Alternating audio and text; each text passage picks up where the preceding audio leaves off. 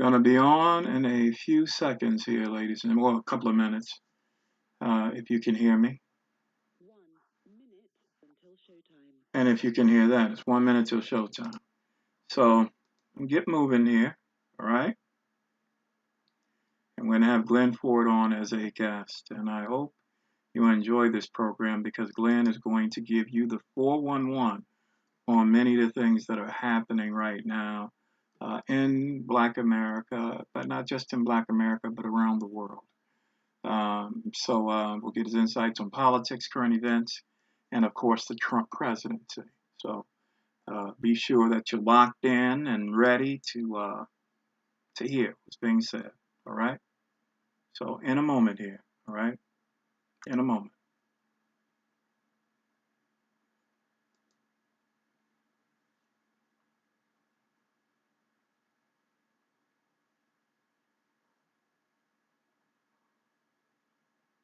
Your show will go live in 5 seconds. 4, 3, 2, 1. Blog Talk Radio.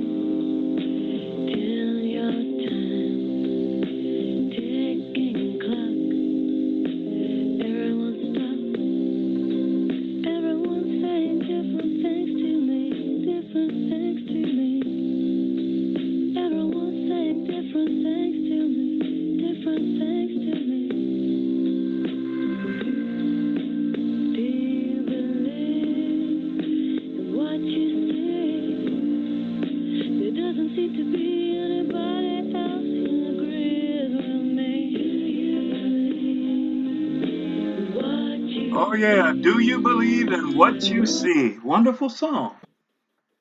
Wonderful truth. Hello, Glenn. How are you?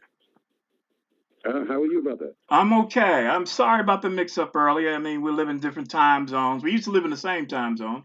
Now we live in a different time zone, and sometimes I get thrown by it. You're still there. Oh my goodness. I have been waiting for this for quite some time. Let me pump you up a little bit. Now, some people call Black Agenda Report executive editor Glen Ford a certified elder of the black journalism tribe. Historic firsts, most, and onlys are also the hallmarks of Glen Ford's long career. So we look at, back in the day, you produced, a McDonald's sponsored radio series, Black History Through Music, aired on 50 stations nationwide. I mean, the list goes on and on about the different things that you've been involved in. And you have been a excellent journalism mentor for me for all the years I've known you. And I really appreciate that. I still remember the first thing you told me about journalism was that there had to be a record. There had to be a record. So I carry that with me wherever I go, whatever I'm doing when it comes to journalism. So that's me pumping you up right now. actually, actually, what we're most proud of was America's Black Forum, Yeah. which was the first nationally syndicated Black news interview program on commercial television. But what we're most proud of about Black Forum was not just that it was the first nationally syndicated show of its kind, but it was the first Black media anything that consistently made news. That is, every week, news generated from that program was disseminated all around the world through not just UPI and Associated Press, but Reuters and the French news agency and TASS and Izvestia and everybody. And that was every week. And no one has done that since. Mm. to your credit and to our shame, it hasn't been done since. Um, No, I wanted to before, talk. No, go ahead. yes. No one has done it before, and no one has done it since. Mm-hmm. And I think it's because no one has actually tried, used the standard techniques of treating what our people say as important and packaging it as important, presenting it to the rest of the world media as important. And if you do that, some of that media will treat it as important. Mm, mm. All right. That's a good word. I wanted to talk to you about, let's try to put in perspectives uh, the Obama presidency. Uh, the good, the bad, and the ugly of the Obama presidency. Glenn, Well, something's going on with your phone. I'm getting a lot of feedback. let me take it off speaker and let's see if that fixes it. Okay. All right, I'm off speaker. Are you still Oh, getting the same effect? that's much better. Yeah. I was The problem asking. is I don't well, but that's all right. Oh, okay. I was asking if you could put the Obama presidency, the you know, in the good, the bad, and the ugly terms. Well, the good that's felt by most black folks is that there was a black family in the White House, and it made black people feel represented, feel real, feel like we were a real presence. That was good feeling, and most of the time when you make your case for the bad and the ugly about the Obama administration, people will constantly try to return to that good part. That is, there was a black family there. You know, I think that there are some very bad and ugly things about the part that lots of folks think is good. That is, a black family being White House. And that is that for the first time, black folks actually began identifying with power. That is, with U.S. imperial power, because the President of the United States is the commander-in-chief of the imperial war machine that seeks to dominate the world. And when black folks identify with that kind of power, well, that's a real shock to the historical black world view, which has always been skeptical, to say the least, of the motives of those people who've been in power in the United States, until it was one of us, and us ought to be in quotation marks. Right. And we've that during the Obama administration, there have been significant, I don't know if his presence reversed the traditional black skepticism towards imperial power. I don't think it did, but it certainly did weaken it, at least among key classes in Black America. For the first time ever in polling history, for example, in late August of 2013, when President Obama was threatening to directly attack the government and the armed forces of Syria with airstrikes. Right. For the first time since black folks have been tracked in polls, a larger proportion of the black public favored a strike against Syria than white folks favored a strike against Syria. Now, only minorities of any U.S. group favored an attack against Syria. Yet and still, more black folks favored that attack than white people. And that statistic had never occurred in the history of polling. Ever since black people have been tracked by the major polling organizations, we have always registered as the most pro-peace, the most anti-war, the most in opposition to U.S. military adventures abroad of any U.S. constituency. But that identity was weakened under the Obama administration. And so that's one of the bad and ugly effects of having a black family in the White House. It erodes our historic antipathy towards the uses of U.S. imperial power. All right. All right. I've always said, and this has been my point of view, that you can't take 8 years off paying attention to things. And there was a big swath of blacks and other folks, even, white progressives, liberals, took 8 years off of paying attention to war, paying attention to school closings, paying attention to Obama's attitudes about HBCUs and his, his rather non-existent relationship with those entities. Do you pretty much see it that same way too? That after you've taken that 8 years off, that it's going to be hard to build up the momentum to actually engage like you once did?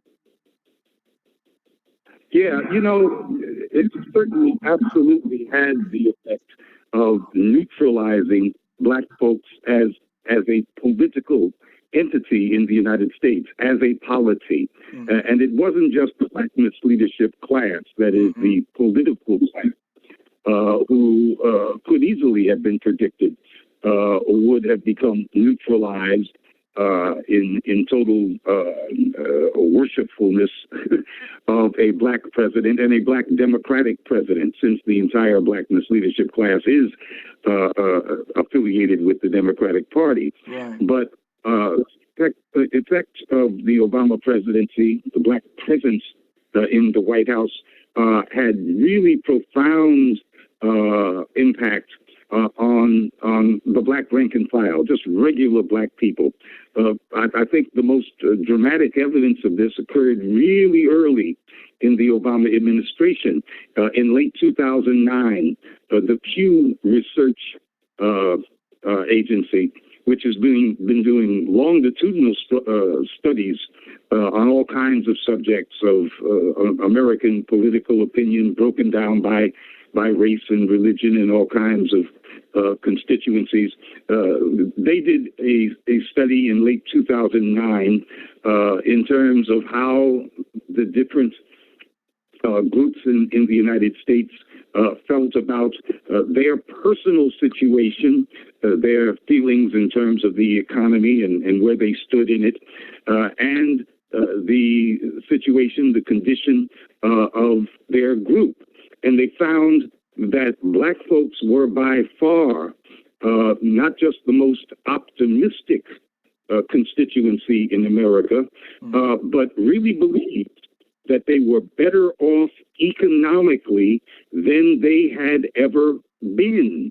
Now, this was amazing. This is 2009. This is after the Great Recession, the meltdown, virtually wiped out black household wealth, so that black household wealth went from 1/10 of the median wealth of white households before the Great Recession to 1/20th of of white household wealth. It wiped out even modest gains of most of the past two generations. Black folks, in other words, had never been worse off, especially relative to white people. And yet, 1 year into the Obama presidency, black folks felt that they were sitting on top of the world, not just in terms of their own families, but in terms of the condition of black folks as a whole. And it was totally an effect of the Obama delirium, that people were convinced that their condition was so much better than ever, simply because there was a black man in the White House. And once you have that kind of warped view of your personal reality and the general state of the country and the world, well, you don't see anything correctly. Yeah, the Obama panacea having a psychological effect, I suppose. There are many people, Glenn, moving on to the current president. there are a lot of people who think he rode into the White House on the coattails of racism and white supremacy.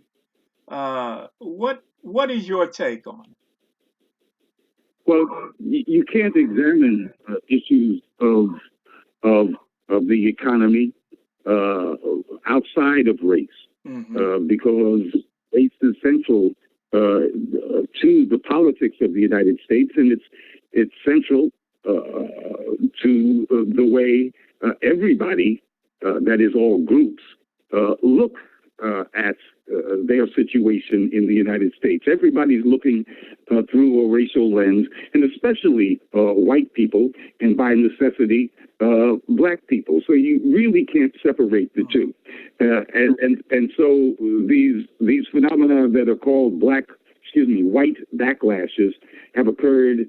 Well, all of my adult life. I remember all of the furor, all of the talk about white backlashes when I was 11 years old in around 1961.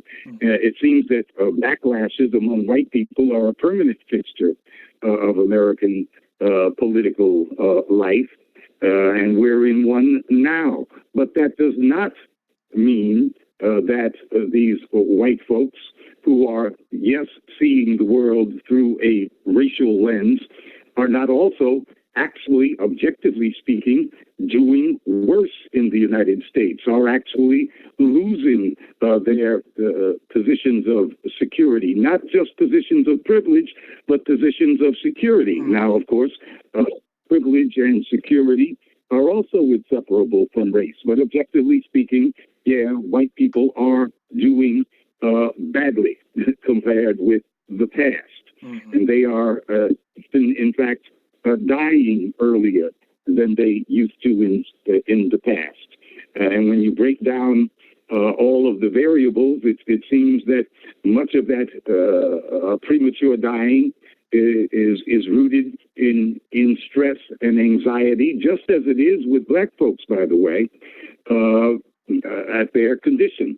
That is, people are living in a kind of precarious existence, a precarious existence, and some folks are now talking about the existence of a precarious class that grows all the time because folks can't count on what their situation and the situation of their family is going to be in the future. So it's difficult to separate the quite obvious white backlash that we see manifested in the Trump phenomenon from the actual objective discontent with real economic breakdown in the United States.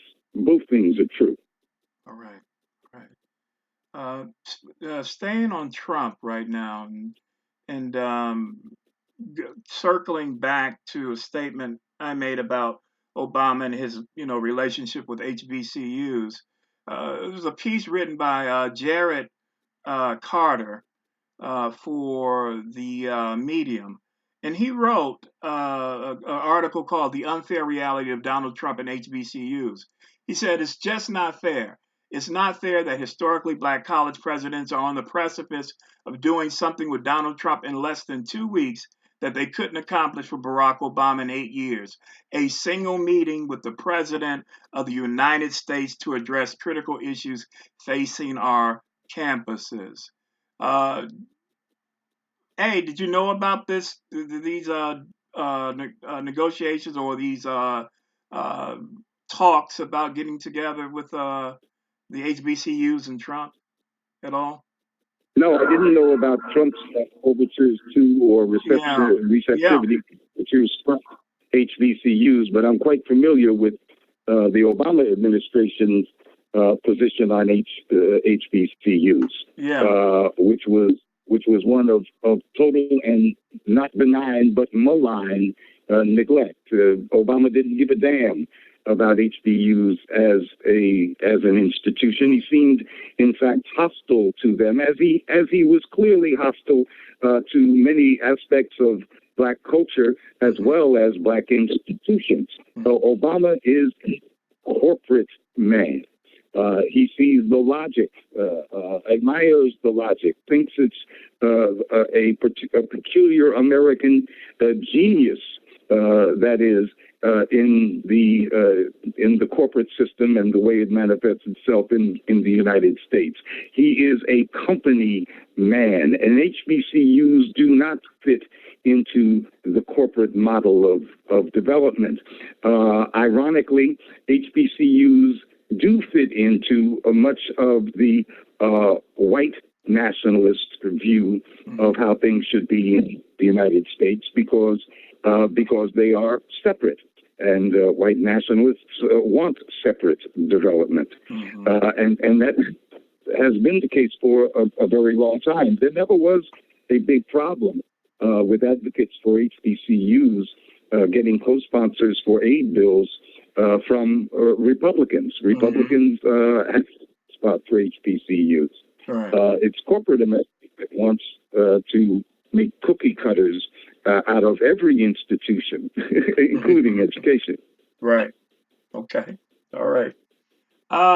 Looking at foreign policy, our former president, President Obama, dropped 26,171 bombs in 7 countries in 2016 alone. And yet we've gotten more backlash from a ban that Donald Trump had placed on countries from those same countries, basically. The only ones that we didn't bomb was the Sudan and Iran that is on the ban list. But Obama had made a similar ban as well. What difference in foreign policy do you think we're going to see from the Trump administration as opposed to the Obama administration in that regard?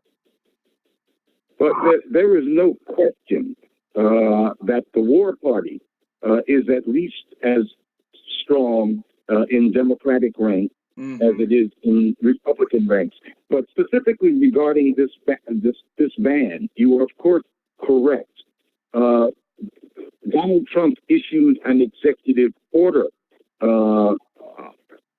instituting this ban against these 7 mostly Muslim countries. But in his executive order, he didn't even mention any of those 7 countries except Syria. Didn't have to, because all 7 of those countries had been pre-selected in actual legislation passed in 2015, signed by President Obama, which singled out those 7 countries for special treatment regarding visas. I remember when the law was passed, because I had just been in Lebanon and was slated to go to Syria, but there was some mix up with the visas and didn't go to Syria. And just as I was getting back, I heard about passage of that law, which would have made a stamp in your passport with Syria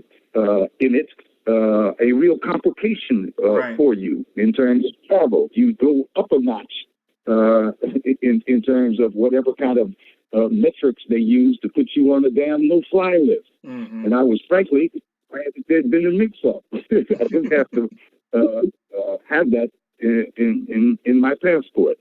So the legislation that paved the way for Donald Trump's executive order of 2 weeks ago was actually passed under and approved by, signed by President Obama. This is an extension of his policy, and it really is, as I wrote in a column last week, it really is one of the better examples of the continuity of the foreign policy. Not that something dramatic has occurred under Trump, but that the U.S. imperial policy is puffing along right at a pace, just as the Bush policy became the Obama policy, and then Obama added more wars to it, and new innovations in drone attacks and erosion of due process of law in the United States.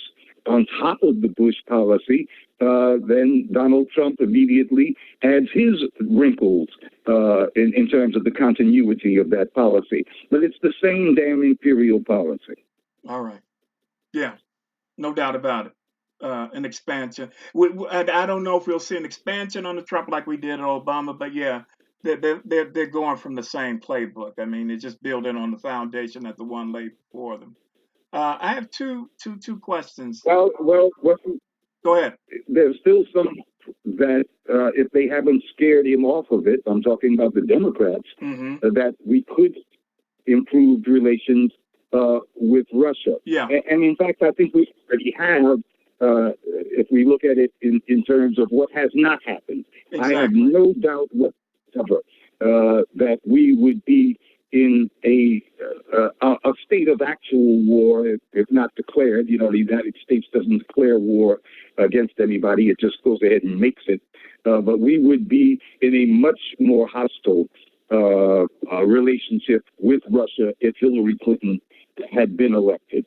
In fact, all of the war party's militants in the State Department and in the Pentagon were already acting in anticipation of Hillary becoming the president, as if they had the green light to confront Russia over the skies of Syria and wherever else they wanted to.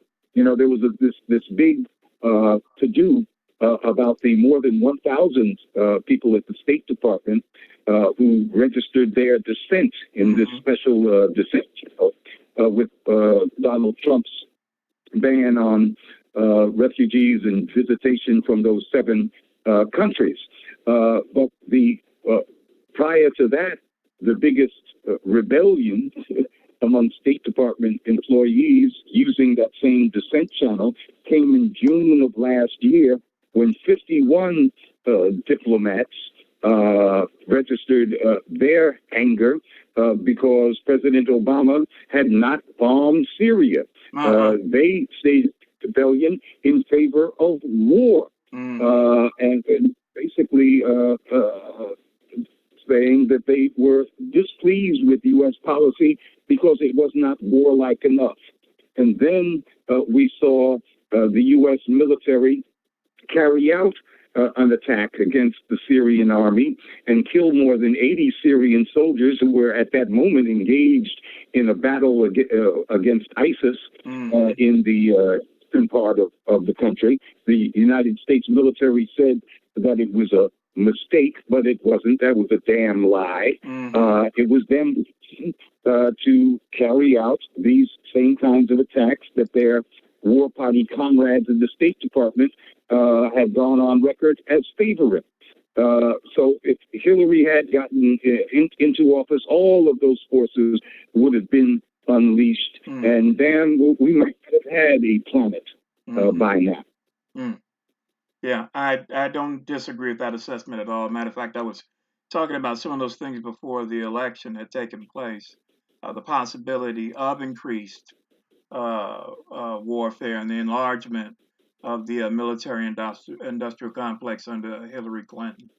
Now, what's done with this? Russia did it, and Putin is the devil campaign, which virtually all of the blacklist leadership class has engaged in, including Barbara Lee, including John Conyers, including the supposedly most progressive and leftist U.S. representatives, black representatives on the Hill. What they've done is try to create a situation in which Trump is afraid to reach any kind of détente or accord or a thaw in relations with Russia. And it remains to be seen, since we don't even know what happened in his conversation with Putin, if they've succeeded in scaring President Cheeto out of those overtures, concluding an agreement that I'm sure that Putin and most of the rest of the world, unless you think that former colonial masters in Europe represent the world, that most of the world would approve. What do you think the place? What impact does independent media, and when I mean what I'm talking about, independent, not beholden to corporate interests, not beholden to party interests, in this day and time, especially with the new NDAA that was passed by signed, by President Obama, with the anti-propaganda piece in there. And I mean, you being a pop star, and what I mean pop star is puppet of Putin star. Uh, Black Agenda Report and other, organizations like Mint Press News have been added to that list. What creative role? Because mainstream media clearly, corporate media clearly doesn't have the best interests of the country or the world at heart. Only their profit margin. What role does independent media play now? What do we do? How do we make the impact? How do we increase the impact? Well, of the 13 sites that were named by that Washington Post article, that is Black Agenda Report and 12 other sites, I haven't seen any of them backing off and trying to become more conciliatory with the war party. But what we haven't seen is what the other institutional elements undergirding social media, what their policy will be. Will Facebook develop an algorithm to weed out so-called fake news that is really a political algorithm that uses, who knows, red flag words in order to become political censors? I don't know. They moved against RT very briefly a couple of weeks and supposedly retreated on that policy. But again, who knows when the algorithm will come into effect? The internet is controlled by these huge capitalist mega corporations, and we'll have to see what kind of changes they bring. Yeah. Well, one of the things that we're trying to do, and this is why what you know is that in at Black Agenda Report, we of course are keen to increase our social media outreach, but we have real question marks about how much we should invest in activities on Facebook, because we don't know when the rug pulled out from under us, or whether we'll have back to what seems like an ancient kind of outreach, just gathering emails to make sure that you can stay in touch with your core readership. Well, one of the reasons why I created hashtag Independent Media Monday was to kind of find a place where we can coalesce as independent media and network. And because I do believe that there is strength in numbers. I do believe that when we work together, we have the opportunity to break the stronghold and the stranglehold that some of these entities do have on social media or on the internet, or the stronghold that corporate media has on the news or politics. And so creating something like hashtag Independent Media Monday was an idea, was a concept of saying, let's make sure we make places for one another on each other's platforms, so that if they come after one of us, they have to come after all of us. And I strongly believe that we need to do that. Black Agenda Report is engaged with a couple of other organizations, have common friends, and exploring how we can do this actually on a weekly basis, and using some from Latin America, where different left media outlets have been developing those kinds of ties and information sharing and solidarity relationships for a long time now, which are technically easier to put together with the new technology. Yeah, it is much easier to put together. Glenn, thank you. I know you have things to do. Thank you for being our guest.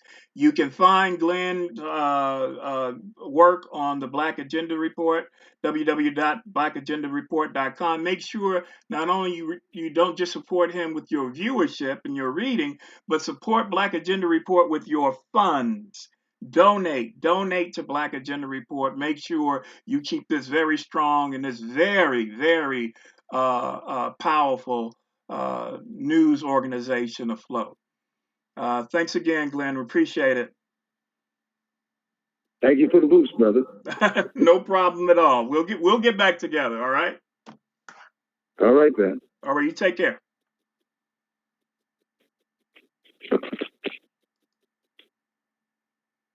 All right. That was Glen Ford, the executive director of the Black Agenda Report. Very, very. I mean, he is.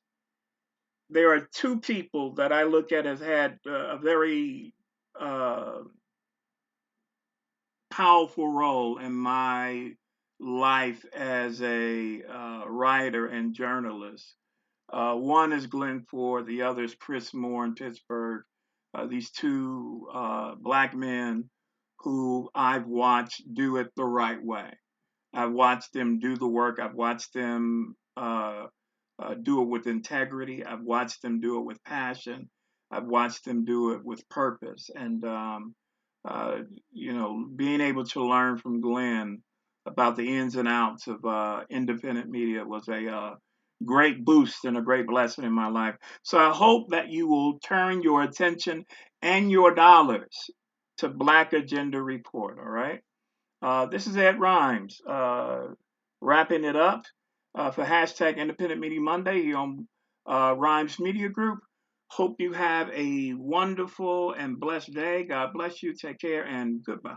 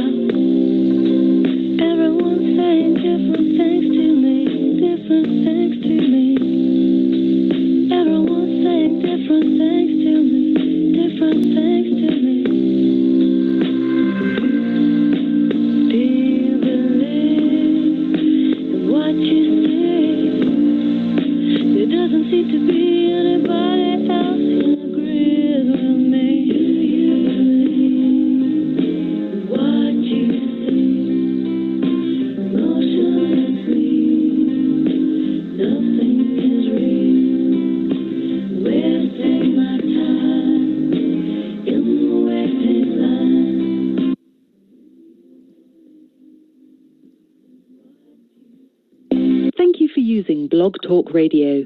Goodbye.